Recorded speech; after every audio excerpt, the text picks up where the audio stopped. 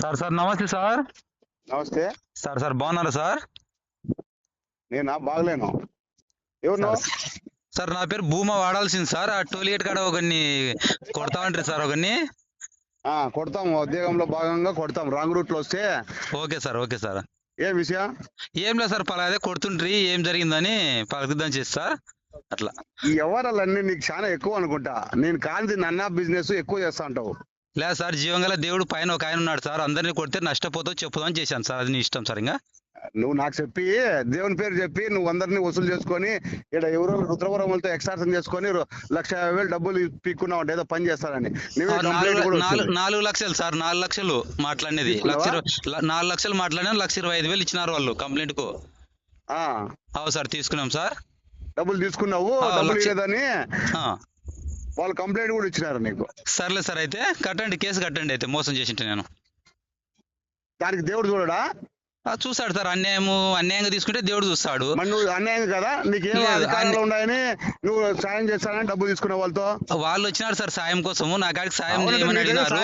సాయం చేయగాని డబ్బులు తీసుకొని 4 లక్షలు డిమాండ్ చేసి 4,25,000 డబ్బులు విక్కొని నువ్వు సాయం చేయకపోగా ఆడవాళ్ళందరినీ బెదిరించినావంట.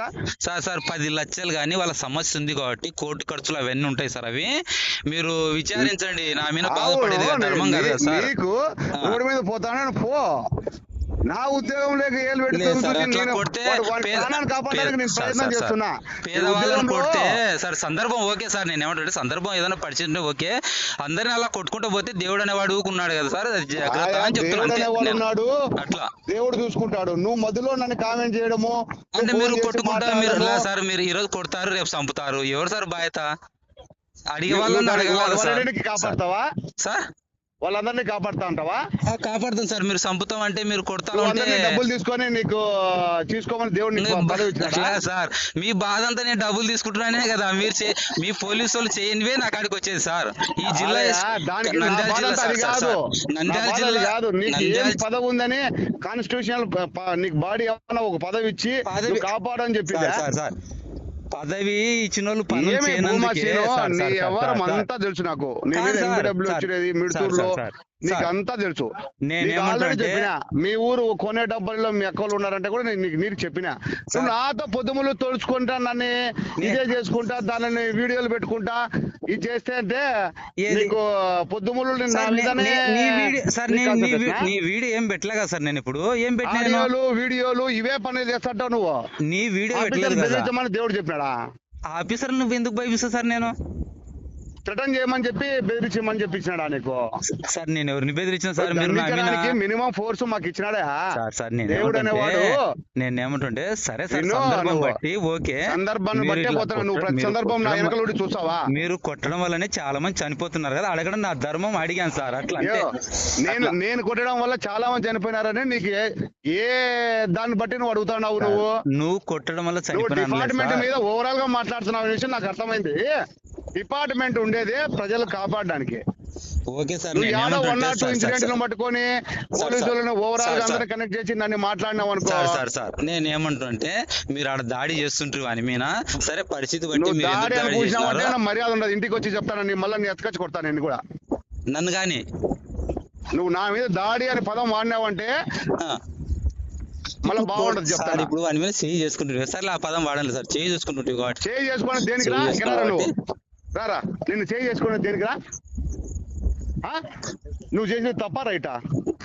ఈ ప్రజాసావికుడు ఈయన దేవుడు పంపించాడంటే నేను కాపాడడానికి నువ్వు మాట్లాడు. నువ్వు చేసిన తప్ప రైటా? చెప్పురావని చెప్పురా చెప్పు. నన్ను కూడా మాట్లాడు. హలో, నేను చేసిన తప్పే సార్, అందుకే చేశాను.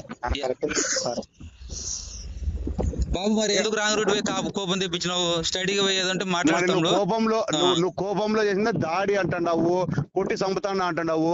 నువ్వు నన్నా బిజినెస్ చేస్తున్నావు చెప్తాను చూడు విషయం సార్. మర్యాద నా మీద మాత్రం సార్, నా మీద మాత్రం మీకు చాలా కక్ష. నేను సారీ చెప్తే ఒక మీరు నా మీద ఖర్చు పెట్టుకున్నారు సార్. అది ఇంకా ధర్మం కాదు సార్. పెట్టుకొని నేను దారిలో నా ఉద్యోగం నేను చేస్తా అంటే నువ్వు నన్ను ఫోన్ చేసి గెలకలేదు.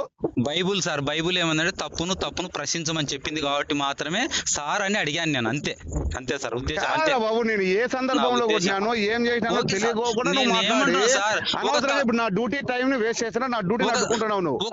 ఒక తమ్ముని నన్ను క్షమించుగా, అప్పుడు క్షమించని అంత రిక్వెస్ట్ అడుగుతూ నా మీద అంత ఖర్చు పెట్టుకున్నావు. కొడుతున్నా అని చెప్పినాను, తప్పు చేసినాను సార్ దండించినాడు నన్ను. నేనే దాడి చేసినావు, చంపుతున్నావు అనే పదాలు నీకు ఎట్లా వస్తున్నాయి? ఒకసారి పొరపాట్లే సార్, అది యూట్యూబ్ లో పెట్టాను. సారీ సార్, క్షమించు సార్ అని రిక్వెస్ట్ చెప్పు. నా మీద యాడికి పోతావు పో, నేను నీ అండర్ పడతాను నేను మళ్ళా. నా బలం ఎక్కువ సార్, నా బలం దేవుని బలం సార్. దేవుడు గొప్పోడు. నాకు దేవుడు ఉన్నాడా?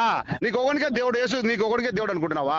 యేసు ప్రభు దేవుడు కాదు సార్. యేసు ప్రభు సరిపోతే లేపినా దేవుడు సార్ నాకు. దేవుడు కాదు. నువ్వు ఏదో నీ పని చూసుకోవా అంటే అవుట్ ఆఫ్ మళ్ళా సబ్జెక్ట్ మాట్లాడతావు సార్. నేను ఏమంటుంటే దేవుడు ప్రశ్నించమన్నాడు, చేశాను సార్. ఓకే సార్, అయిపోయా సార్. వాడు ఏమన్నాడు? వాడు తప్పు వాడు తెలుసుకున్నాడు. Okay sir. ఇప్పుడు నువ్వు ఎందుకు తప్పు చేస్తావు? మళ్ళీ నన్ను ప్రశ్నించి సార్, నన్ను క్వశ్చన్ చేసి అయ్యో నన్ను అడ్డుకోమని నీకు దేవుడు పంపించాడా? సార్ నీవు నా మీద చాలా బాధ ఉన్నావు, నెంబర్ డిలీట్ తీసేస్తాను. నువ్వు నా మీద బాధగా ఉండవు. నా ధర్మం నేను పలకరిద్దాం చేస్తే కంప్లైంట్ వస్తే కూడా నేను మాట్లాడించిన వచ్చి నువ్వు బాగున్నావా బాగలేవా ఇవన్నీ అవసరమా? నువ్వు మళ్ళీ గెలికి వాడితో మాట్లాడించిన వాడున్నాడు బాధితుడు, వాడు చెప్పాలనండి ఏం సార్ నువ్వు నన్ను అవసరం కొట్టినావు అని. వాడు తప్పు తెలుసుకున్నాడు. అనవసరంగా నువ్వు మళ్ళీ దావంటి వేవని పోకోకుండా నన్ను గెలుపుతా ఉండవు. సార్ పలకరిద్దాం మాత్రం చేశాను సార్, అడుగుదామని.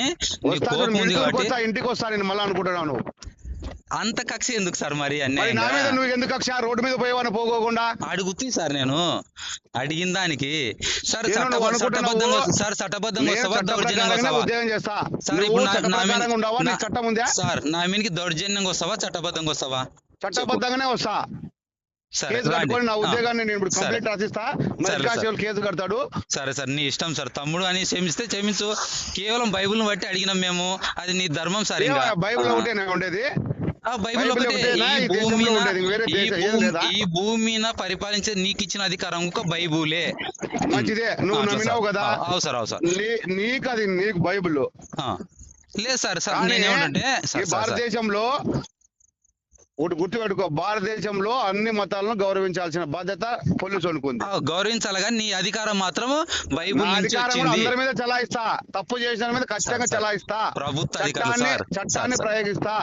మినిమం ఫోర్స్ యూజ్ చేయమని చట్టంలోనే ఉంది, సుప్రీంకోర్టు గైడ్ లైన్స్ లో ఉంది. అందుకే పోలీసులకు లాఠీ ఇచ్చినాడు. నీకు ఇచ్చినాడు లాఠీ? నేనేమంటే మన ప్రభుత్వ అధికారులకు లాఠీ నీకు ఇచ్చినాడు లాఠీ సార్. మీకు ఇచ్చినాడు పోలీసు చట్ట ప్రకారంగా ఎవడైనా తప్పు చేస్తే 4 గేట్లు కొట్టి మినిమం ఫోర్స్ ఉపయోగించమని వచ్చింది. నువ్వు కంట్రోల్ చేస్తావా? 100 మంది వచ్చి దాడి చేస్తారు.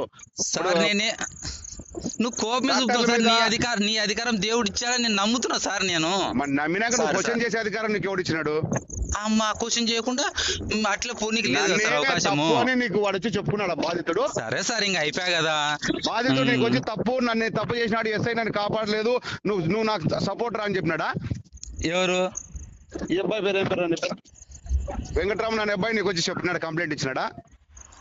సార్ నేనేమంటుంటే జరిగిన దాన్ని అడగడము ఒక మనిషిగా దేవుడు భూమిని పుట్టించాడు కాబట్టి అడగాలి సార్, మా ధర్మం అది. అట్లా అడిగాను సార్ నేను.